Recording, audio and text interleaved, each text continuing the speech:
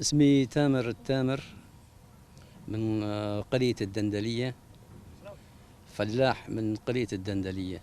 مساحتي تقريبا 7 هكتارات، 7 هكتارات مسجرة بأشجار الزيتون والفستق، وفي هكتارين أرض بعل. استهدافها عم يجي بشكل مباشر، عم يستهدف الأراضي، وحتى يستهدف أواقيت القرية بشكل مباشر.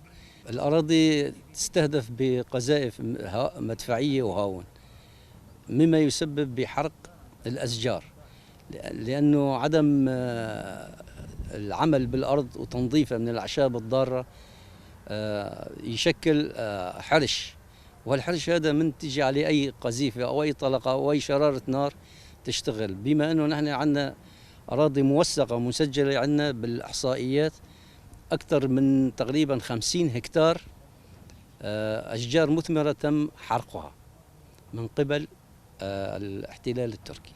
74 عائلة، عندي جداول موثقة ومسجلة نظاميا. الهاجس الخوف دائما موجود، لأني ساعة الصفر ما نعرف ايمت تكون، ونحن يعني مواطنين عزل، ما عندنا شيء ندافع عن أرضنا إلا إرادتنا. الحرب بشكل عام، يعني نتيجة القصف العشوائي اللي عم يجي على أراضينا وعلى منازلنا وعلى بيوتنا، وهذا هو اللي يعيشنا دائما بقلق وخوف. جاسم محمود التامر، الدندانية. والله يعني شيء 50 دونم تقريبا.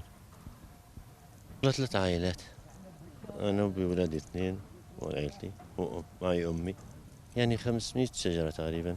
المهم لو يسمحوا لنا احنا رحنا، بس يعني لحتى لو يعني يسمحوا لنا كل شهر 20 يوم نروح، بس المهم نفلح نكسح نبخ الشجرات، يعني ما بدنا غير هيك، لأنه خدمة ما في. والله فعلا ميت كل شجرنا، يعني الشجر ميت تعبان يعني.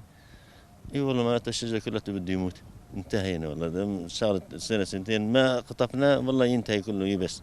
واحنا الله وهالموسم، يعني ما عندنا الموسم ما نقطفه يعني ولا شيء. المهندس أحمد الجاسم، إداري في لجنة الزراعة والري. تأثير القصف التركي على الواقع الزراعي في مدينة منبج كان له تأثير كبير جدا على المحاصيل القمح والشعير، على المناطق اللي صايرة على خط الجبهة من حرائق أيام الموسم. يعني دائما المزارعين عايشين بخوف بالنسبة للموضوع الحرائق اللي بتصير أيام الموسم الحصاد، يعني قبل الحصاد المحصول. يعني صار عندنا أكثر من حالة حرق المحاصيل الحبية والمحاصيل الأشجار المثمرة. كمان أشجار مثمرة، كون ما في خدمة للمحاصيل للأشجار، المزارعين ما يحسنوا يوصلوا لأراضيهم الزراعية ليخدموها من فلاحة من سقاية. هالشيء هذا يأثر إنه نمو أعشاب، بالتالي بعد ما تبس الأعشاب هاي أي شرارة ممكن تولد حريق، والأراضي طبعا محايدة لبعض، فهذا الشيء يؤثر إلى حرائق كبيرة وخسائر فادحة على المزارعين. بصراحة ما عندنا إحصائية كلجنة زراعة، يعني إحصائية دقيقة، كون المناطق هي مناطق خطرة، يعني ما راح يقدر حدا يوصل ويكشف كشف حسي عليها. طبعا القرى اللي هي على خط الجبهة بما يقارب 65 كيلومتر أراضي على خط الجبهة بعمق 4 كيلومتر تقريبا. هاي كلها قرى صايرة نقطة صفر، فما حدا يحسن يوصل للأراضي هاي وكشف حسي من قبل لجنة الزراعة والري.